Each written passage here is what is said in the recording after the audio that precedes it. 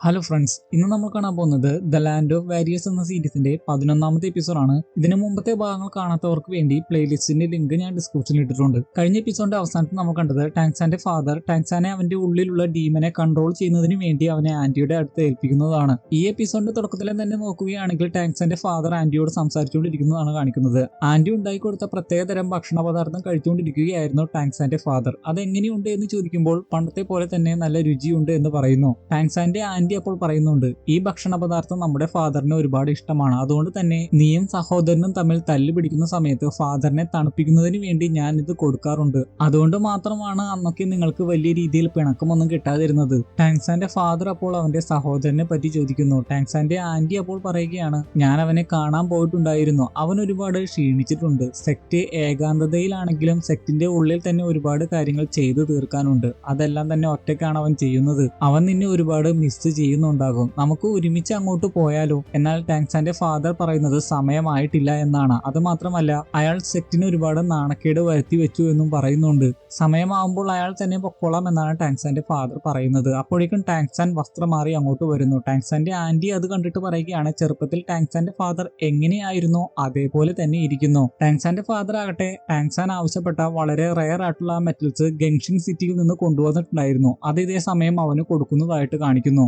അതിനുശേഷം നീ ട്രെയിനിങ് ഒക്കെ കഴിഞ്ഞു വരുമ്പോൾ ഞാൻ ആ മലയോരത്ത് തന്നെ ഉണ്ടാകും, അങ്ങോട്ട് വന്നാൽ മതി എന്ന് പറഞ്ഞുകൊണ്ട് ടാങ്സാന്റെ ഫാദർ അവിടെ നിന്ന് പോകുന്നു. ടാങ്സാന്റെ ആന്റി ആകട്ടെ ടാങ്സാന്റെ ഫാദറിനോട് പറഞ്ഞിരുന്നു അവനെ നന്നായിട്ട് നോക്കിക്കോളാം എന്ന്. ടാങ്സാന്റെ ഫാദർ ആകട്ടെ ഇങ്ങനെയും പറഞ്ഞിരുന്നു, നമ്മുടെ സെക്ടിനോടുള്ള എന്റെ ഉത്തരം ഇതാണ്, എന്റെ മകൻ തന്നെ, എനിക്കും അവൾക്കും ഉണ്ടായ എന്റെ മകൻ തന്നെ. ടാങ്സാനോടാകട്ടെ ടാങ്സാന്റെ ഫാദർ പോയി കഴിയുമ്പോൾ ടാങ്സാന്റെ ആന്റി പറയുന്നുണ്ട്, നിന്നെ നന്നായിട്ട് നോക്കിക്കോളാം, നീ പേടിക്കണ്ട എന്നൊക്കെ. ടാങ്സാൻ അതിന് ഉത്തരം പറഞ്ഞത് ഇങ്ങനെയാണ്, ഞാൻ ഭയക്കൊന്നൊന്നുമില്ല, എനിക്ക് എങ്ങനെയെങ്കിലും സ്ട്രോങ് ആകണം. അതുകൊണ്ട് ഇപ്പോൾ തന്നെ നമുക്ക് ട്രെയിനിങ് ആരംഭിക്കാം. എന്തും തന്നെ ഞാൻ ചെയ്യാൻ തയ്യാറാണ്. ടാങ്സാന്റെ ഫാദർ ആകട്ടെ പോകുന്നതിന് മുമ്പ് ആ സ്ഥലത്തെ ഒന്ന് നോക്കിക്കൊണ്ട് ടാങ്സാനോട് എന്ന പോലെ ഇങ്ങനെ ആത്മകഥം ചെയ്യുന്നുണ്ട്. നിന്റെ ഉള്ളിലുള്ള ഡീമനെ കൺട്രോൾ ചെയ്ത് നീ വളരെ പവർഫുൾ ആയിട്ട് തിരികെ വരണം. എനിക്ക് പറ്റിയ മിസ്റ്റേക്ക് നീ ആവർത്തിക്കരുത്. ടാങ്സാന്റെ ആന്റി ആകട്ടെ അതിനുശേഷം അവനെ കൊണ്ടുവരുന്നത് പ്രാക്ടീസ് ചെയ്യിപ്പിക്കാനുള്ള സ്ഥലത്തേക്കാണ്. അവിടെ ഒരു പവർഫുൾ ആയിട്ടുള്ള മ്യൂസിക്കൽ ഇൻസ്ട്രുമെന്റ് ഉണ്ട്. അത് ഉപയോഗിച്ചാണ് അവന്റെ ഉള്ളിലുള്ള ഡീമനെ കൺട്രോൾ ചെയ്യേണ്ടത്. ആ മ്യൂസിക്കൽ ഇൻസ്ട്രുമെന്റ് യൂസ് ചെയ്യുമ്പോൾ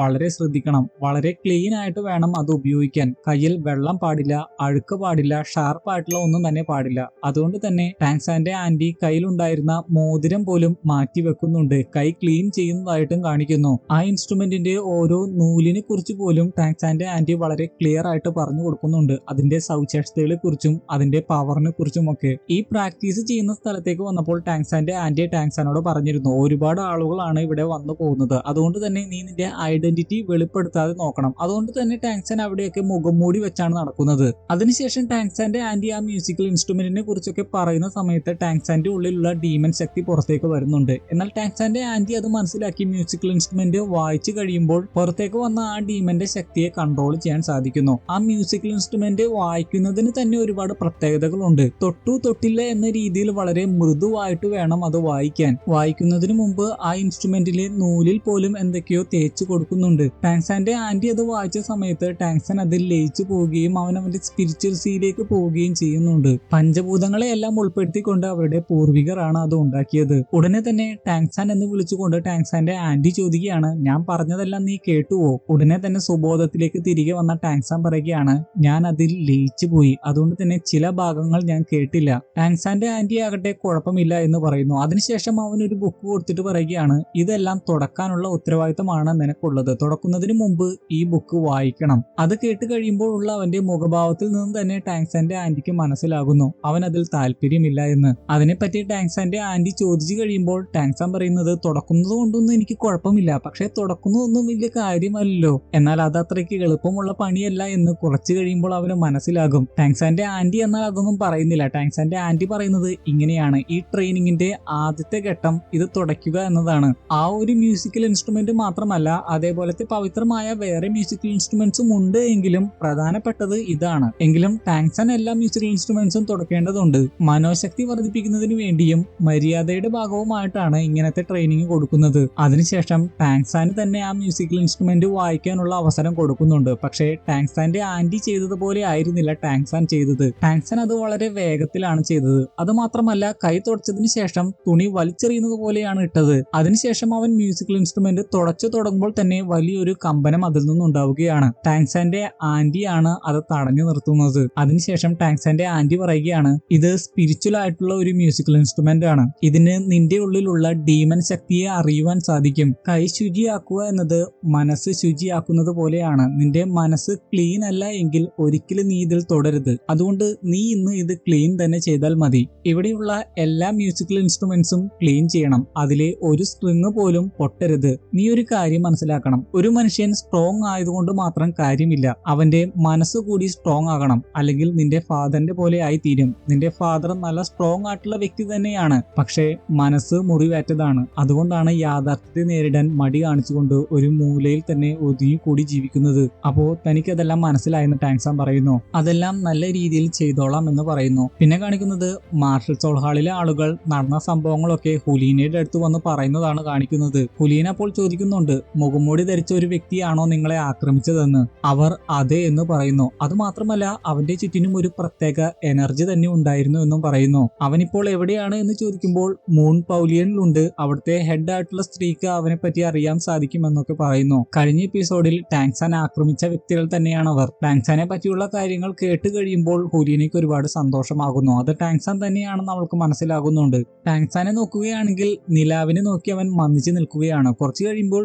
വീണ്ടും മ്യൂസിക്കൽ ഇൻസ്ട്രുമെന്റ് തുടച്ചു തുടങ്ങുന്നു. എന്നാൽ അവനത് വലിയ ഇൻട്രസ്റ്റ് ഉള്ള പണിയായിട്ട് തോന്നുന്നില്ല. അതുകൊണ്ട് തന്നെ പതുക്കെ സ്ട്രിങ് ഒക്കെ വലിച്ച് മ്യൂസിക്കൽ ഇൻസ്ട്രുമെന്റ് വായിക്കാൻ നോക്കുകയാണ് അവൻ. ആദ്യം കുഴപ്പമൊന്നുമില്ല എന്ന് കാണുമ്പോൾ നല്ലവണ്ണം അവനത് വായിക്കാൻ തുടങ്ങുന്നു. അവനത് വായിക്കാൻ അറിയാത്തത് കൊണ്ട് തന്നെ ഒട്ടും താളമില്ലായിരുന്നു. അപ്പോഴേക്കും അവന്റെ ആന്റി അങ്ങോട്ട് വരുന്നു. വേറെ വല്ലവരും ആയിരിക്കും എന്ന് കരുതി പെട്ടെന്ന് അവന്റെ ഉള്ളിലുള്ള ഡീമൻ എനർജി പുറത്തേക്ക് വന്ന് ആരാണ് അതെന്ന് ചോദിക്കുന്നു. അതോടുകൂടി മ്യൂസിക്കൽ ഇൻസ്ട്രുമെന്റിന്റെ സ്ട്രിങ്ങും പൊട്ടുന്നു. ആന്റിയുടെ നേരെ ഈ ശക്തിയൊന്നും ഏൽക്കാത്തത് കൊണ്ട് തന്നെ അവർക്കൊന്നും പറ്റിയില്ല. ടാങ്സാൻ ഉടനെ തന്നെ അമളി പറ്റിയവനെ പോലെ ഇരിക്കുകയാണ്. അതിനുശേഷം ആന്റിയാണെന്ന് മനസ്സിലാവാതെയാണ് അങ്ങനെ ചെയ്തതെന്ന് പറയുന്നു. ആന്റി ആകട്ടെ അതിന് ഒന്നും പറയുന്നില്ല. അവന് കൊണ്ടുവന്ന സ്നാക്സ് കൊടുക്കുന്നു. അതിനുശേഷം ആ മ്യൂസിക്കൽ ഇൻസ്ട്രുമെന്റ് പരിശോധിച്ചിട്ട് പറയുകയാണ്, നീ അത്രയ്ക്ക് മോശമൊന്നുമല്ലല്ലോ. ഞാൻ പ്രതീക്ഷിച്ചതിലും അപ്പുറം നിനക്ക് നിന്റെ മൈൻഡിനെ കൺട്രോൾ ചെയ്യാൻ സാധിക്കുന്നുണ്ട്. പക്ഷേ ഇപ്പോഴും നീ ഒരുപാട് ദൂരത്താണ്. പൊട്ടിക്കിടക്കുന്ന ആ സ്ട്രിങ്ങിനെ കാണിച്ചുകൊണ്ടാണ് പറയുന്നത്. എങ്കിലും കുഴപ്പമില്ല, ഇതിപ്പോൾ എന്റെ തെറ്റാണെന്ന് പറയാം. ഞാൻ നിന്നെ പേടിപ്പിച്ചത് കൊണ്ടാണല്ലോ നിനക്കത് പറ്റിയത്. ടാങ്സാൻ അപ്പോൾ പറയുകയാണ്,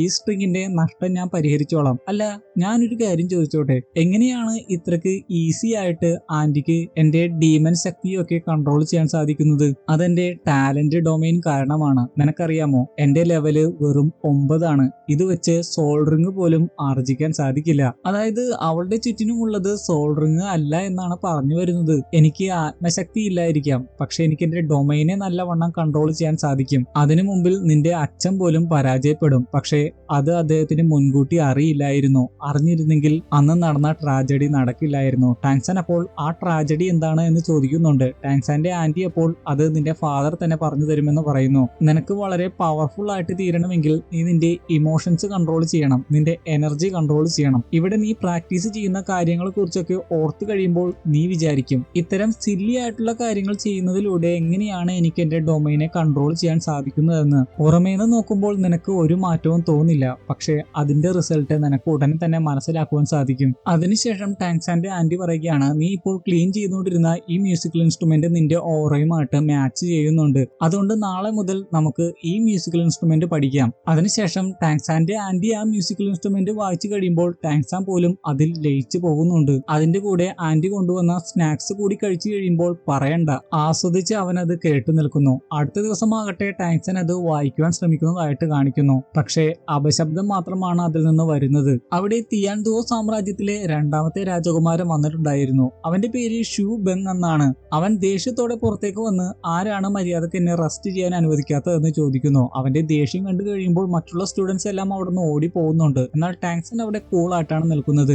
അത് കണ്ട് ബെങ് അവന്റെ അടുത്തേക്ക് വന്നിട്ട് പറയുകയാണ്, ഓ നീയാണല്ലേ കഴിഞ്ഞ ദിവസം വന്ന പുതിയ സ്റ്റുഡന്റ്. നീ ഏത് റോയൽ ഫാമിലി എന്നുള്ളതാണ്? നീ എന്തിനാണ് മുഖം മൂടി വെച്ചിരിക്കുന്നത്? ടാങ്സൺ അതിന് വളരെ കൂളായിട്ടാണ് ഉത്തരം പറയുന്നത്. അവൻ പറയുകയാണ്, ഞാൻ റോയൽ ഫാമിലി എന്നുള്ളതൊന്നുമല്ല. പിന്നെ ഈ മുഖംമൂടിയുടെ കാര്യം അത് നിന്റെ ബിസിനസ് അല്ല. അത് കേട്ട് ബെങ് ദേഷ്യത്തോടെ പറയുകയാണ്, മോനെ നീ ആരോടാണ് സംസാരിക്കണേന്ന് അറിയോ? ഒന്ന് പോട ചെറുക്ക എന്ന് പറഞ്ഞുകൊണ്ട് ടാങ്സൺ അവിടെ നിന്ന് പോകാൻ ഒരുങ്ങുന്നു. ഉടനെ തന്നെ ബെങ് ദേഷ്യത്തോടെ പുറകിൽ നിന്ന് വന്ന് അവന്റെ തോളിൽ പിടിക്കുന്നു. ടാങ്സൺ ആകട്ടെ ദേഷ്യത്തോടെ അതിനോട് പ്രതികരിച്ചു കഴിയുമ്പോൾ അവന്റെ ഉള്ളിലുള്ള ഡൊമൈൻ വരെയും പുറത്തേക്ക് വരികയാണ്. ആ ശക്തിയാൽ ബെങ് തെറിച്ചു പോയി വീഴുമ്പോൾ ടാങ്സാൻ പറയുന്നുണ്ട്, ഇത് നീ ഇരന്ന് വാങ്ങിയതാണ്. ഇതാണെന്ന്. ബെങ് അത് കണ്ടൊന്ന് പേടിക്കുന്നുണ്ടെങ്കിലും അവൻ പറയുകയാണ്, നിനക്ക് എന്നെ ഒന്നും ചെയ്യാൻ സാധിക്കില്ല, ഞാൻ ആരാണെന്ന് നിനക്കറിയോ? ടാങ്സാൻ ആകട്ടെ അതെല്ലാം കേട്ട് ശരിക്കും ദേഷ്യമാകുന്നുണ്ട്. അവന്റെ ഡൊമൈന്റെ ശക്തിയാകട്ടെ ആ സ്ഥലത്തിന് പുറത്തേക്കും പോകുന്നതായിട്ട് കാണിക്കുന്നു. ഇതേ സമയം തന്നെ ഹുലീന മാർഷൽ സോൾ ഹാളിലെ ആളുകളുമായിട്ട് അവിടെ എത്തിയിട്ടുണ്ടായിരുന്നു. ആ ശക്തി ഹുലീനയും കണ്ടതുകൊണ്ട് തന്നെ അവൾ ഉറപ്പിക്കുന്നു ടാങ്സാൻ ഇതിന്റെ ഉള്ളിൽ തന്നെ ഉണ്ട് എന്ന്. ചിരിച്ചുകൊണ്ട് അവൾ അവളുടെ ആളുകളോട് അകത്തേക്ക് കയറാൻ ഉത്തരവിടുന്നു. ടാങ്സാനെ നോക്കുകയാണെങ്കിൽ അവന്റെ അടുത്തേക്ക് ടാങ്സാന്റെ ആന്റി വരുന്നു. അതുകൊണ്ട് തന്നെ അവൻ കൂൾ ആവുന്നുണ്ട്. ടാങ്സാനോട് ടാങ്സാന്റെ ആന്റി പറയുകയാണ്, ഇങ്ങനെ പോവുകയാണെങ്കിൽ നിനക്ക് ഇവിടുന്ന് പുറത്തു പോകാൻ സാധിക്കില്ല. ബെങ്ങിനോട് പറയുകയാണ്, നീ കുറെ ക്ലാസ് കട്ട് ചെയ്തു എന്ന് മാത്രമല്ല ഇപ്പോൾ മറ്റുള്ള സ്റ്റുഡൻസിനെയും ശല്യം ചെയ്യുന്നു. ഇതെല്ലാം തന്നെ ചക്രവർത്തിയെ ഞാൻ റിപ്പോർട്ട് ചെയ്യും. ബെങ് അപ്പോൾ അതിന് ക്ഷമാപണം നടത്തുന്നുണ്ട്. ഹുലീനയാകട്ടെ അതിക്രമിച്ച് അകത്തേക്കും കയറിയിരിക്കുന്നു. ഹുലീന ഒരു സ്ത്രീയെ ഡീമൺ ഡൊമൈൻ ഉപയോഗിച്ച് അറ്റാക്കും ചെയ്തിരുന്നു. അത് ഫീൽ ചെയ്യാൻ സാധിച്ചത് കൊണ്ട് തന്നെ ടാങ്സാനും ഉടൻ തന്നെ അവന്റെ ഡീമൺ ഡൊമൈൻ പുറത്തെടുക്കുന്നുണ്ട്. എന്നാൽ ടാങ്സാന്റെ ആന്റി ഉടനെ തന്നെ അവനെ കൂളാക്കുന്നുണ്ട്. അപ്പോഴേക്കും ആ സ്ത്രീ ഒരു വിധത്തിൽ ഓടി അവരുടെ അടുത്തെത്തി പറയുകയാണ്, മാർഷൽ സോൾ ഹാളിൽ നിന്ന് ചിലർ താങ്ങിനെ തേടി ഇങ്ങോട്ട് വന്നിട്ടുണ്ട്. അത് കേട്ട് ദേഷ്യത്തോടെ ബെങ് പറയുകയാണ്, അങ്ങനെ ഇവിടെ ആരുമില്ല, അവരോട് പൊക്കോളം പറഞ്ഞോളൂ. ടാങ്സാന്റെ ആന്റിയും അത് തന്നെയാണ് പറയുന്നത്. ആ സ്ത്രീ പറയുകയാണ്, അതൊക്കെ പറഞ്ഞു നോക്കി എന്നിട്ടും ഒരു കാര്യവും ഉണ്ടായില്ല. ടാങ്സാനെ നോക്കുമ്പോൾ തന്നെ ടാങ്സാന്റെ ആന്റിക്ക് മനസ്സിലാവുന്നുണ്ട് ടാങ്സാനെ തേടിയാണ് അവർ വന്നിരിക്കുന്നതെന്ന്. എന്നാൽ ടാങ്സാന്റെ ആന്റി പറയുകയാണ്, മാർഷൽ സോൾ ഹാൾ ഇവിടെ വന്ന് പ്രശ്നമുണ്ടാക്കുന്നു, എന്ത് ധൈര്യം ഉണ്ടായിട്ടാണ്? ബെങ് പറയുകയാണ്, ഞാൻ ഇവിടെ ഉള്ളപ്പോൾ ഇങ്ങനെയൊന്നും സംഭവിക്കാൻ അനുവദിക്കില്ല, ഞാൻ തന്നെ അത് പോയി ചോദിക്കട്ടെ എന്ന് പറഞ്ഞുകൊണ്ട് അവൻ അങ്ങോട്ട് പോകുന്നു. ഈ സമയം ടാങ്സാൻ ആന്റിയോട് പറയുന്നുണ്ട്, പ്രശ്നമൊന്നും ഉണ്ടാക്കേണ്ട, അവർ എന്നെ തേടിയാണ് വന്നിരിക്കുന്നത്, ഞാൻ അവരുടെ കൂടെ പൊക്കോളാം. എന്നാൽ ടാങ്സാന്റെ ആന്റി അതിന് സമ്മതിക്കുന്നില്ല. നിന്റെ ഉത്തരവാദിത്വം നിന്റെ ഫാദർ എന്നെയാണ് ഏൽപ്പിച്ചിരിക്കുന്നത്, നീ ഇവിടുന്ന് കുറച്ചു നേരം മാറി നിൽക്കൂ എന്ന് പറഞ്ഞുകൊണ്ട് ടാങ്സാന്റെ ആന്റി അങ്ങോട്ട് പോകുന്നു. ബെന്നിന്റെ കാര്യം നോക്കുകയാണെങ്കിൽ തമാശയാണ്. അവൻ തിയാൻഡോ സാമ്രാജ്യത്തിലെ 4ാമത്തെ രാജകുമാരനാണ്, എന്തെങ്കിലും ഉണ്ടെങ്കിൽ തന്നോട് പറഞ്ഞോളൂ എന്നൊക്കെ പറഞ്ഞാണ് ഹുലീനയോട് അവൻ സംസാരിച്ചത്. എന്നാൽ ഹുലീനയുടെ ആറ്റിറ്റ്യൂഡ് ശരിക്കും ഇങ്ങനെയായിരുന്നു. അതിന് നീ ആരാടാ? എനിക്ക് കണ്ടത് താങ്ങിനെയാണ്. അത് കേട്ട് ബെങ്ങിന് ശരിക്കും ദേഷ്യമാകുന്നുണ്ട്. അവൻ പ്രതികരിക്കാൻ വന്നപ്പോഴേക്കും ടാങ്സാന്റെ ആന്റി അവിടെ എത്തി ടാങ് ഇൻ എന്ന വ്യക്തി ഇവിടെ ഇല്ല എന്ന് പറയുന്നു. അതിനുശേഷം ടാങ്സാന്റെ ആന്റിയുടെ ശക്തി ഉപയോഗിച്ച് ഹുലീനയുടെ ഡീമൺ ഡൊമൈന്റെ ശക്തി കുറയ്ക്കുന്നുണ്ട്. അത് കണ്ട് ഹുലീനയ്ക്ക് മനസ്സിലാകുന്നു ഇവർ നിസ്സാരക്കാരിയല്ല എന്ന്. എന്നാൽ വീണ്ടും അവളുടെ ശക്തി നല്ലവണ്ണം ഉപയോഗിച്ചിട്ട് ഹുലീന പറയുകയാണ്, അതിവിടെ സെർച്ച് ചെയ്ത് നോക്കിയിട്ടല്ലാതെ ഞങ്ങൾക്ക് പറയാനാകില്ല. മാർഷൽ സോൾ ഹാൾ ആണ് ഈ ഉത്തരവിട്ടിരിക്കുന്നത്. അപ്പോഴേക്കും അവിടെ ക്രൗൺ പ്രിൻസും എത്തിയിരിക്കുന്നതായിട്ട് കാണിക്കുന്നു. അകത്ത് ഹുലീനയുടെ ഡീമൺ ഡൊമൈൻ ആകട്ടെ ടാങ്സാന്റെ ആന്റിയുടെ മുമ്പിൽ വീക്ക് ആയിക്കൊണ്ടിരിക്കുകയായിരുന്നു. അപ്പോഴേക്കും ക്രൗൺ പ്രിൻസ് അങ്ങോട്ട് കയറി വന്നു. ക്രൗൺ പ്രിൻസിനെ കണ്ടു കഴിഞ്ഞപ്പോൾ ബെങ് ചോദിക്കുന്നുണ്ട്, സഹോദരൻ എന്താണ് ഇവിടെ? ക്രൗൺ പ്രിൻസ് പറയുകയാണ്, ഞാൻ നിന്റെ സഹോദരനല്ലേടാ, എനിക്ക് ഇടയ്ക്കിടയ്ക്ക് നിന്നെ വന്ന് കണ്ടുകൂടെ? ഹുലീനയെ കണ്ടു കഴിയുമ്പോൾ ക്രൗൺ പ്രിൻസ് ചോദിക്കുന്നുണ്ട്, മാർഷൽ സോൾ ഹാളിൽ നിന്നുള്ളവർ എന്താണ് ഇവിടെ എന്ന്. ഹുലീന അപ്പോൾ പറയുകയാണ്, മാർഷൽ സോൾ ഹാളിന്റെ നിർദ്ദേശപ്രകാരം ഹോത്തിയാൻ സെക്ടിലെ ഒരു വ്യക്തിയെ കണ്ടുപിടിക്കാനാണ് ഞങ്ങൾ ഇങ്ങോട്ട് വന്നത്. അറിയാലോ, മാർഷൽ സോൾ ഹാളുമായിട്ട് ശത്രുതയിലുള്ളവരാണ് ഹോത്തിയാൻ സെക്ടിലുള്ളവർ. അത് കേട്ട് ക്രൗൺ പ്രിൻസ് പറയുകയാണ്, മര്യാദക്ക് പേര് കേട്ട അക്കാദമിയാണ് മൂൺ പൗലിയൻ അക്കാദമി. ഉന്നത കുടുംബങ്ങളിലുള്ളവർ മാത്രമേ ഇവിടെ വന്ന് പഠിക്കാറുള്ളൂ. ഹോത്തിയാൻ സെക്ട് ഒക്കെ ഏകാന്തതയിൽ പോയ സെക്ട് അല്ലേ, അതുകൊണ്ട് തീർച്ചയായും നിങ്ങൾ ഉദ്ദേശിക്കുന്ന വ്യക്തി ഇവിടെ ഉണ്ടാകില്ല. ശേഷം അത് ഉറപ്പിക്കാൻ വേണ്ടി ആ വ്യക്തി ഇവിടെ ഉണ്ടോ എന്ന് ബെങ്ങിനോട് ചോദിക്കുന്നു. ബെങ്ങും ഇല്ല എന്ന് തന്നെയാണ് പറയുന്നത്. എന്നാൽ അവിടെ സെർച്ച് ചെയ്യണമെന്ന് തന്നെയാണ് ഹുലീന വാശി പിടിക്കുന്നത്. അവിടെ വെച്ച് ആ വ്യക്തിയെ കണ്ടുപിടിക്കുകയാണെങ്കിൽ തിയാൻഡോ സാമ്രാജ്യത്തിന് വലിയ ഒരു റിവാർഡ് തന്നെ അവൾ ഓഫറും ചെയ്യുന്നു. ആ വ്യക്തി മാർഷൽ സോൾ ഹാളിന് അത്രയ്ക്കും പ്രധാനപ്പെട്ടതാണ് എന്നാണ് പറയുന്നത്. ക്രൗൺ പ്രിൻസ് അപ്പോൾ ടാങ്സാന്റെ ആന്റിയോട് ചോദിക്കുകയാണ്, ഇവിടെ എന്തായാലും ആ വ്യക്തി ഇല്ലല്ലോ, അതുകൊണ്ട് അവരിവിടെ സെർച്ച് ചെയ്യുന്നത് കൊണ്ട് നിങ്ങൾക്ക് കുഴപ്പമൊന്നുമില്ലല്ലോ? ടാങ്സാന്റെ ആന്റി പറയുകയാണ്, ഈ ഒരു സ്ഥലത്ത് മാത്രം സെർച്ച് ചെയ്യാൻ ഞാൻ അനുവദിക്കാം, കാരണം കണ്ണിൽ കണ്ടവർക്കൊക്കെ വലിഞ്ഞു കയറാനുള്ള സ്ഥലമല്ല മൂൺ പൗലിയൻ. അതിനുശേഷം സെർച്ച് ചെയ്യാൻ ഹുലീനയെ മാത്രം ടാങ്സാന്റെ ആന്റി വിളിച്ചുകൊണ്ട് പോകുന്നു. ബെങ്ങും ക്രൗൺ പ്രിൻസും ആകട്ടെ നല്ല രീതിയിലൊന്നുമല്ല പരസ്പരം നോക്കുന്നത്. ബെങ് കുസൃതിക്കാരനായതുകൊണ്ടാണോ എന്നറിയില്ല. ടാങ്സാൻ ആകട്ടെ അവരുടെ സംസാരമൊക്കെ പുറത്തു നിന്ന് കേൾക്കാനാകുന്നു. എന്നാൽ ടാങ്സാൻ ഉള്ള ആ സ്ഥലത്തിന് മുൻപിലെത്തുമ്പോൾ അവിടെ കയറാൻ ടാങ്സാന്റെ ആന്റി ഹുലീനയെ അനുവദിക്കുന്നില്ല. ഇത്രയും സ്ഥലം തന്നെ സെർച്ച് ചെയ്യാൻ നിന്നെ അനുവദിച്ചത് ക്രൗൺ പ്രിൻസിന്റെ ഒറ്റ വാക്കുകൊണ്ട് മാത്രമാണ്. എന്നാൽ അവിടെയും സെർച്ച് ചെയ്യണമെന്ന് ഹുലീന വാശി പിടിക്കുന്നു. ബിബി ഡോങ്ങിന്റെ നിർദ്ദേശപ്രകാരമാണ് താൻ ഇങ്ങോട്ട് വന്നത് എന്ന് പറഞ്ഞുകൊണ്ട് അവളുടെ ഡീമൺ ഡൊമൈൻ പൂർവാധികം ശക്തിയോടെ ടാങ്സാന്റെ ആന്റിയുടെ നേരെ പ്രയോഗിക്കുന്നു. ടാങ്സാന്റെ ആന്റിക്കാകട്ടെ ആ ശക്തിയെ പ്രതിരോധിക്കുന്നതിന് വേണ്ടി ടാങ്സാന്റെ ആന്റിയുടെ എല്ലാ ശക്തിയും പുറത്തെടുക്കേണ്ടി വന്നു. ചക്രവർത്തിയാണ് ഈ സ്ഥലത്തിന്റെ ഉത്തരവാദിത്തം എന്നെ ഏൽപ്പിച്ചത്, അതുകൊണ്ട് തന്നെ എന്ത് വില കൊടുത്തും ഈ സ്ഥലത്ത് ഞാൻ സംരക്ഷിക്കുമെന്ന് പറഞ്ഞുകൊണ്ട് ടാങ്സാന്റെ ആന്റി ഹുലീനയെ തടയുന്നു. ഹുലീനയുടെ ആ അറ്റാക്കിന് മുമ്പിൽ ടാങ്സാന്റെ ആന്റി ശരിക്കും ഒന്ന് പകച്ചു പോകുന്നുണ്ട്. ഹുലീന അക്കാര്യം കാര്യം പറയുന്നുമുണ്ട്. ഇനിയും നിങ്ങൾക്ക് പിടിച്ചു നിൽക്കാനാകില്ല. അത് മനസ്സിലാക്കി ടാങ്സാന്റെ ആന്റി മറ്റുള്ളവരുടെ സഹായം അഭ്യർത്ഥിക്കുന്നു. വേറെ രണ്ടുപേരും ഹുലീനയെ തടയാൻ അവിടെ എത്തുന്നുണ്ട്. ഹുലീനയാകട്ടെ അവരോടും ഫൈറ്റ് ചെയ്ത് ടാങ്സാന്റെ ആന്റിയെ ആക്രമിക്കുന്നതിന് വേണ്ടി ആയുധവുമായിട്ട് തൊട്ടടുത്ത് വരെയും എത്തിയതാണ്. എന്നാൽ അപ്പോഴേക്കും ക്രൗൺ പ്രിൻസ് അവിടെ എത്തി ടാങ്സാന്റെ ആന്റിയെ രക്ഷിക്കുന്നു. ബെങ് ദേഷ്യത്തോടെ ഹുലീനയോട് അവന്റെ രോഷം പ്രകടിപ്പിക്കുന്നുണ്ട്. എന്നാൽ അതൊന്നും തന്നെ ചെവിക്കൊള്ളാതെ ഹുലീന അകത്തേക്ക് കയറുന്നു. എന്നാൽ അവിടെ എങ്ങും തന്നെ ടാങ്സാനെ അവൾക്ക് കാണാൻ സാധിച്ചില്ല. അവൾ പറയുകയാണ്, ഇല്ല, ഇത് ശരിയല്ല. അവന്റെ ഡീമൺ ഡൊമൈന്റെ ശക്തി പുറത്ത് എനിക്ക് ഫീൽ ചെയ്യാൻ സാധിച്ചതാണ്. അപ്പോൾ കുളത്തിൽ നിന്ന് കുമിളകൾ പൊന്തുന്നതിന്റെ ശബ്ദം അവൾ കേൾക്കുന്നു. ടാങ്സാന്റെ ആന്റി അപ്പോൾ ഒന്ന് പേടിച്ചാണ് കുളത്തിന്റെ സൈഡിലേക്ക് നോക്കുന്നത്. ക്രൗൺ പ്രിൻസിനും എന്തോ സംശയം തോന്നുന്നു. ഹുലീന ഉടനെ തന്നെ വെള്ളത്തിലേക്ക് അവളുടെ ശക്തി പ്രയോഗിക്കുകയാണ്. എന്നാൽ അവിടെ ഒന്നും തന്നെ സംഭവിച്ചില്ല. ദേഷ്യത്തോടെ ബെങ് പറയുകയാണ്, എന്ത് ധിക്കാരമാണ് നീ കാണിച്ചിരിക്കുന്നത്? മൂൺ പൗലിയനിലെ വിലപ്പെട്ട ചെടികളാണ് നീ നശിപ്പിച്ചിരിക്കുന്നത്. ഇതിന് വില തന്നേ മതിയാകൂ. എന്നാൽ ക്രൗൺ പ്രിൻസ് പറയുകയാണ്, ഇത്രയൊക്കെ സംഭവിച്ചത് ക്ഷമിച്ചിരിക്കുന്നു. ഇനിയും മുന്നോട്ട് പോകാനാണ് നിന്റെ ഉദ്ദേശമെങ്കിൽ ബിബി ഡോങ്ങിനോട് ഇതിന് എക്സ്പ്ലനേഷൻ ഞാൻ ആവശ്യപ്പെടും. വേറെ നിവൃത്തിയില്ലാതെ ഹുലീന അവിടുന്ന് പോവുകയാണ്. ഹുലീന അവിടുന്ന് പോയി കഴിയുമ്പോഴാണ് വെള്ളത്തിൽ നിന്ന് പൊന്തി വരുന്ന ടാങ്സാനെ കാണിക്കുന്നത്. ടാങ്സാന്റെ ആന്റി അത് കാണുന്നുണ്ട്. ഹുലീന പുറത്തിറങ്ങി കഴിയുമ്പോൾ അങ്ങനെ വെറുതെ പോയി കഴിഞ്ഞാൽ ശരിയാകുമോ എന്ന് അവർ ചോദിക്കുന്നുണ്ട്. എന്നാൽ ഹുലീന പറയുകയാണ്, മാർഷൽ സോൾ ഹാളിന്റെ ഉത്തരവ് പ്രകാരം ഞാൻ പ്രവർത്തിച്ചു എന്ന് മാത്രമേ ഉള്ളൂ. നിങ്ങൾക്ക് എന്തെങ്കിലും പറയാനുണ്ടെങ്കിൽ അവിടെ വന്ന് റിപ്പോർട്ട് ചെയ്താൽ മതി. ടാങ്സാന്റെ ആന്റി പറയുകയാണ്, ഞങ്ങൾക്കൊന്നും റിപ്പോർട്ട് ചെയ്യാനില്ല. പക്ഷേ ഇനി മാർഷൽ സോൾ ഹാളിൽ നിന്ന് ഒരാളെ പോലും ഇവിടെ കയറാൻ അനുവദിക്കില്ല. എന്നാൽ അതൊന്നും വലിയ കാര്യമല്ലാത്തതുപോലെ ഹുലീന അവിടുന്ന് പോകുന്നു. ഹുലീന അവിടുന്ന് പോയി കഴിയുമ്പോൾ ക്രൗൺ പ്രിൻസ്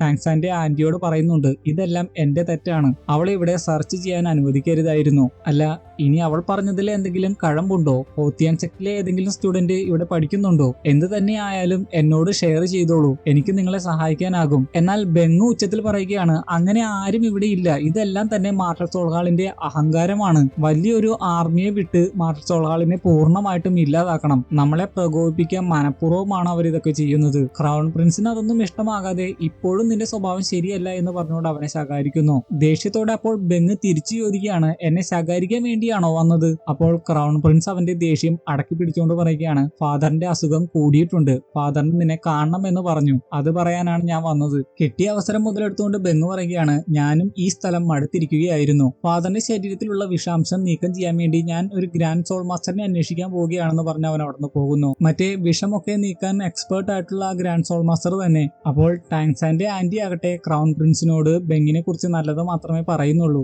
അതിനുശേഷം തനിക്ക് കുറച്ച് കാര്യങ്ങൾ ചെയ്തു തീർക്കാനുണ്ട് എന്ന് പറഞ്ഞുകൊണ്ട് ക്രൗൺ പ്രിൻസിനെ പറഞ്ഞു വിടുന്നു. നേരത്തെ ബെങ് ഇടയ്ക്ക് കയറി സംസാരിച്ചത് കൊണ്ടാണ്. അല്ലെങ്കിൽ ടാങ്സാനെ കുറിച്ചുള്ള കാര്യങ്ങൾ ടാങ്സാന്റെ ആന്റിക്ക് ഒരു പക്ഷേ ക്രൗൺ പ്രിൻസിനോട് പറയേണ്ടി വന്നാനെ. അതിനുശേഷം ടാങ്സാന്റെ ആന്റി ടാങ്സാന്റെ അടുത്തേക്ക് വരുമ്പോൾ ടാങ്സാന്റെ കയ്യിലെ മുറിവ് കാണുന്നു. ടാങ്സാൻ അപ്പോൾ പറയുകയാണ്, അത് ആകുലപ്പെടേണ്ട ആവശ്യമൊന്നുമില്ല. ബ്ലൂ സിൽവർ പ്ലാന്റ് ഉപയോഗിച്ച് അത് പെട്ടെന്ന് ഹീലാക്കാം. ഹുലീന വെള്ളത്തിൽ നടത്തിയ അറ്റാക്കിൽ ഉണ്ടായ മുറിവാണത്. അത്രയൊക്കെ ഫൈറ്റ് ചെയ്തതുകൊണ്ട് തന്നെ ടാങ്സാന്റെ ആന്റിയും ഒന്ന് തളർന്നു വീഴുന്നുണ്ട്. എന്നാലും ബോധം പോകുന്ന രീതിയിലൊന്നുമല്ല. പിന്നെ കാണിക്കുന്നത് പണ്ടത്തെ ആ ചെസ് പോലത്തെ ഗെയിം കളിക്കുന്ന തിയാൻതുവ സാമ്രാജ്യത്തിന്റെ ചക്രവർത്തിയെയും യൂഷിയെയും റോങ്റോങ്ങിന്റെ ഫാദറിനെയുമാണ്. ചക്രവർത്തി ഇതേ സമയം നല്ല രീതിയിൽ ചുമക്കുന്നതായിട്ടും മെഡിസിൻ കഴിക്കുന്നതായിട്ടും കാണിക്കുന്നുണ്ട്. മെഡിസിൻ കൊണ്ടുവന്നു കൊടുത്ത വ്യക്തിയുടെ മുഖവും ഒന്ന് ഓർത്തു വെക്കുക.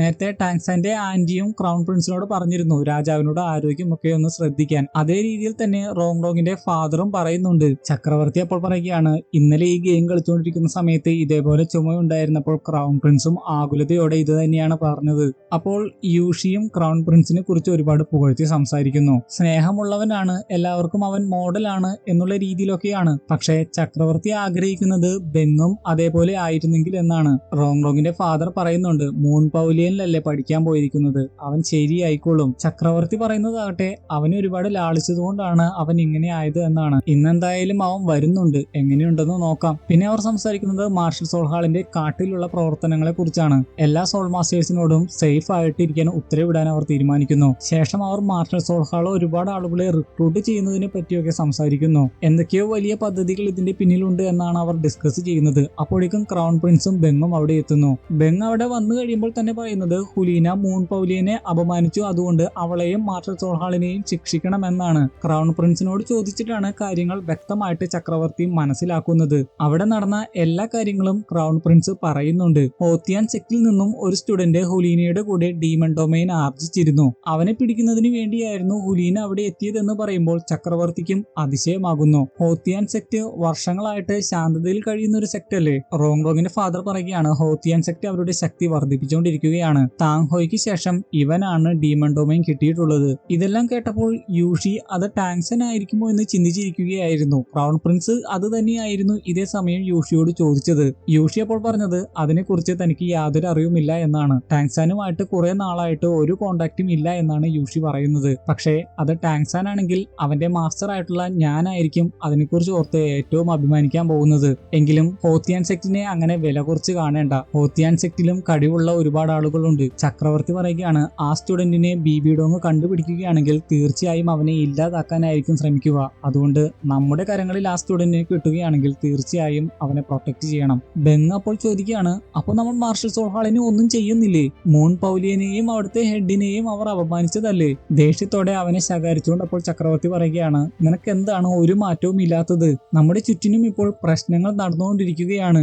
മാർഷൽ സോൾഹാളുമായിട്ട് രണ്ട് സാമ്രാജ്യത്തിനും അത്രയ്ക്ക് നല്ല ബന്ധമല്ല ഉള്ളത്. അതിനുശേഷം അവനെ അവിടുന്ന് പറഞ്ഞു വിടുന്നു. പിന്നെ കാണിക്കുന്നത് ടാങ്സാന്റെ ആന്റിയെ ടാങ്സാൻ ടെസ്റ്റ് ചെയ്തുകൊണ്ടിരിക്കുന്നതാണ്. ടെസ്റ്റിന് ശേഷം ടാങ്സാൻ പറയുകയാണ് ഇന്റേണൽ ഇഞ്ചുറീസ് ഉണ്ട്, നല്ല റെസ്റ്റ് വേണം. ഇതെല്ലാം എന്റെ തെറ്റുകൊണ്ട് സംഭവിച്ചതാണ്. എന്റെ ഡീമൺ ഡൊമൈൻ കൺട്രോൾ ചെയ്യാൻ സാധിക്കാത്തത് കൊണ്ടാണ് എന്റെ സാന്നിധ്യം അവൾക്ക് മനസ്സിലാകാനായത്. ഇനി ആന്റി പറയുന്ന എല്ലാം തന്നെ ഞാൻ കേൾക്കും. ടാങ്സാന്റെ ആന്റി അപ്പോൾ പറയുകയാണ് നീ ഇങ്ങനെ നിന്നെ തന്നെ കുറ്റപ്പെടുത്തേണ്ട ആവശ്യമില്ല. എനിക്ക് സോൾ പവർ കുറവാണ്. നമ്മളൊരു ഫാമിലി അല്ലേ? നിന്നെ പ്രൊട്ടക്ട് ചെയ്യേണ്ടത് എന്റെ ഉത്തരവാദിത്തമാണ്. നിന്റെ ഫാദർ നിന്നെ ഏൽപ്പിച്ചത് എന്റെ കരങ്ങളിലാണ്. നിന്റെ ഫാദറിനേക്കാളും നീ ഒരുപാട് ബെറ്റർ ആണ്. നീ നല്ല അനുസരണമുള്ളവൻ തന്നെയാണ്. ഹുലീനയുടെ കണ്ണിൽ പെടാതെ നല്ലവണ്ണം ഒളിച്ചിരിക്കാൻ പോലും നിനക്ക് സാധിച്ചില്ലേ? വളരെ കഷ്ടപ്പെട്ടാണ് നീ ഡീമൺ ഡൊമൈൻ സ്വന്തമാക്കിയതെന്ന് എനിക്കറിയാം. പക്ഷെ അത് വേസ്റ്റ് ആകാൻ അനുവദിക്കരുത്. അത് കൺട്രോൾ ചെയ്യാൻ നിനക്ക് സാധിക്കുന്നില്ല എങ്കിൽ അത് വേസ്റ്റ് ആണ്. അതുകൊണ്ട് തന്നെ ഇനി ഇത്തിരി സ്ട്രിക്റ്റ് ആയിട്ടായിരിക്കും ഞാൻ നിന്നെ പഠിപ്പിക്കാൻ പോകുന്നത്. ഇത്രയൊക്കെ സംഭവിച്ചതുകൊണ്ട് തന്നെ ഹുലീനയോടാകട്ടെ ബിബി ഡോങ് പറയുകയാണ് ഇനി നീ അവനെ അന്വേഷിക്കേണ്ട ആവശ്യമില്ല. ആദ്യം അവൾ ഒരവസരം കൂടി എന്ന രീതിയിൽ സംസാരിക്കാൻ വന്നതാണ്. പക്ഷെ ബിബി ഡോങ് ചോദിച്ചു ഇത് നീ ചെയ്യുന്നത് നിനക്ക് വേണ്ടിയാണോ അല്ലെങ്കിൽ മാർഷൽ സോൾഹാളിന് വേണ്ടിയാണോ എന്ന്. അതിന് അവൾക്ക് ഉത്തരം പറയാനായില്ല. അതുകൊണ്ട് തന്നെ ബിബി ഡോങ് പറയുന്ന എന്തും തന്നെ ചെയ്യാൻ അവൾ തയ്യാറാകുന്നു. ബിബി ഡോങ് അപ്പോൾ ഹുലീനയിലാണ് അവളുടെ വിശ്വാസം എന്ന് പറയുന്നു. പിന്നെ കാണിക്കുന്നത് ഡൂഗുബോ യൂഷിയുടെ അടുത്ത് വന്ന് ടാങ്സാനെ അന്വേഷിക്കുന്നതാണ്.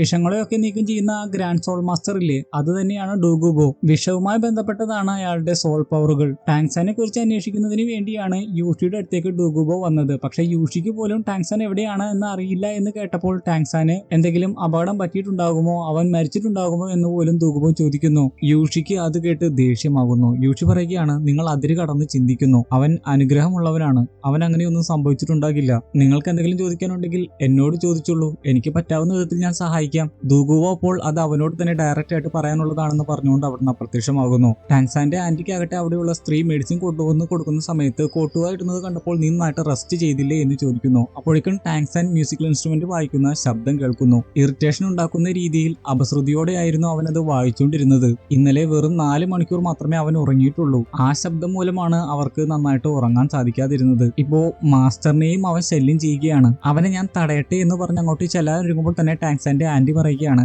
അവൻ ആവറേജ് ടാലന്റ് ഉള്ള ഒരു സ്റ്റുഡന്റ് ആയിരിക്കാം, പക്ഷെ അവന്റെ ആ പാഷനെ നമ്മൾ മാനിക്കണം. അതുകൊണ്ട് അവനെ തടയേണ്ട. അങ്ങനെയെങ്കിൽ ശരി എന്ന് പറഞ്ഞ് ആ അപശ്രുതി കേൾക്കാതിരിക്കാൻ വേണ്ടി തോഴി ചെവിട്ടിൽ വെക്കാൻ ഒരു കായ പോലത്തെ എന്തോ കൊടുക്കുന്നു. അപ്പോഴേക്കും മറ്റൊരു സേവക അവിടെ എത്തി യൂഷി അവരെ കാണാൻ വന്നിട്ടുണ്ട് എന്ന് പറയുന്നു. യൂഷിക്ക് ചായ കൊടുക്കുന്ന സമയത്ത് ഡയറക്റ്റ് ആയിട്ട് തന്നെ യൂഷി ടാങ്സാൻ എവിടെയെന്ന് ചോദിക്കുന്നു. എന്നാൽ ടാങ്സാന്റെ ആന്റി പറയുകയാണ് നിങ്ങൾക്ക് ആള് മാറിപ്പോയതാണെന്ന് തോന്നുന്നു. നിങ്ങൾ ഉദ്ദേശിക്കുന്ന വ്യക്തി ഇവിടെ ഇല്ലല്ലോ. എന്നാൽ യൂഷി പറയുകയാണ് നിങ്ങൾ ടാങ്സാന്റെ ആന്റി അല്ലേ? ഇവിടെ ആർക്കും ആ കാര്യം അറിയില്ലായിരിക്കാം, പക്ഷേ എനിക്കത് അറിയാം. അതും പറഞ്ഞുകൊണ്ട് എൽഡേഴ്സ് ടോക്കൺ പോലും കാണിച്ചു കൊടുക്കുന്നു. എന്നിട്ട് ഇത് അറിയാമോ എന്ന് ചോദിക്കുന്നു. ടാങ്സാന്റെ ആന്റി പറയുകയാണ് ഇത് താങ്ഹോയ്ക്ക് ഫാദർ കൊടുത്തതല്ലേ? അതിൽ നിന്ന് യൂഷി അപകടകാരിയല്ല എന്ന് മനസ്സിലാവുന്നു. അതുകൊണ്ട് തന്നെ ടാങ്സാനെ കാണുവാൻ അനുവദിക്കുന്നു. പോകുന്ന വഴിക്ക് ടാങ്സാൻ വായിക്കുന്ന മ്യൂസിക് കേൾക്കുമ്പോൾ അതിനെപ്പറ്റി യൂഷി ചോദിക്കുന്നു. അപ്പോൾ അതിനെക്കുറിച്ചൊക്കെ ടാങ്സാന്റെ ആന്റി പറഞ്ഞു കൊടുക്കുന്നു. യൂഷി അപ്പോൾ പറയുന്നുണ്ട് അവനെ സഹിക്കുന്ന നിങ്ങളെ സമ്മതിക്കണം. ശേഷം അവർ രണ്ടുപേരും അത് പറഞ്ഞ് ചിരിക്കുന്നു. അതിനുശേഷം ഒറ്റയ്ക്കാണ് ടാങ്സാനെ കാണാൻ വേണ്ടി യൂഷി അകത്തേക്ക് കയറുന്നത്. ടാങ്സാൻ ആകട്ടെ മ്യൂസിക്കൽ ഇൻസ്ട്രുമെന്റ് വായിച്ചുകൊണ്ടിരിക്കുന്ന സമയത്ത് ഡേഞ്ചറസ് ആയിട്ടുള്ള അറ്റാക്ക് അറ്റാക്കുകൾ അതിൽ നിന്ന് പുറപ്പെടുന്നുണ്ട്. അത് യൂഷിയുടെ നേരെയും വന്നതാണ്. അവൻ അതിൽ നിന്ന് ഒഴിഞ്ഞു മാറിയിട്ട് മുഖംമൂടി ധരിച്ചിരിക്കുന്ന ടാങ്സാനോട് എന്ന പോലെ പറയുകയാണ്, സാധാരണ ഫണ്ണിനു വേണ്ടിയാണ് മറ്റുള്ളവർ മ്യൂസിക്കൽ ഇൻസ്ട്രുമെന്റ്സ് വായിക്കാറുള്ളത്. നീ ആളുകളെ അറ്റാക്ക് ചെയ്യാൻ വേണ്ടിയാണല്ലോ. യൂഷിയെ കണ്ടപ്പോൾ ടാങ്സാൻ ആകട്ടെ മുഖംമൂടിയൊക്കെ വലിച്ചെറിഞ്ഞ് യൂഷിയുടെ അടുത്തേക്ക് ഓടി വന്ന് അവനെ കെട്ടിപ്പിടിക്കുന്നു. യൂഷി അതിനുശേഷം പറയുകയാണ്, നീ ഒരുപാട് വളർന്നിരിക്കുന്നു, ഒരുപാട് സ്ട്രോങ്ങുമായിട്ടുണ്ട്, പക്ഷേ മ്യൂസിക്കിൽ അത്രയ്ക്ക് പോരാ. അതും പറഞ്ഞ് കളിയാക്കുന്ന രീതിയിലാണ് പതുക്കെ ഒന്ന് ചിരിക്കുന്നത്. ടാങ്സാൻ ആകട്ടെ എന്തിനാണ് അതൊക്കെ ചെയ്യുന്നതെന്ന് പറയുന്നു. ശേഷം അതിന്റെ യഥാർത്ഥ ഉദ്ദേശം എന്താണെന്ന് അറിയാമോ എന്ന് ചോദിക്കുന്നുണ്ട്. ഇതോടെ ഈ എപ്പിസോഡും ഇവിടെ കഴിഞ്ഞിരിക്കുകയാണ്. ഇന്നത്തെ വീഡിയോ ഇഷ്ടപ്പെട്ടെങ്കിൽ തീർച്ചയായും ലൈക്ക് ചെയ്യാൻ മറക്കരുത്. അടുത്ത വീഡിയോയിൽ നമ്മൾ ഉടൻ തന്നെ കാണും. അതുവരെ ഗുഡ് ബൈ.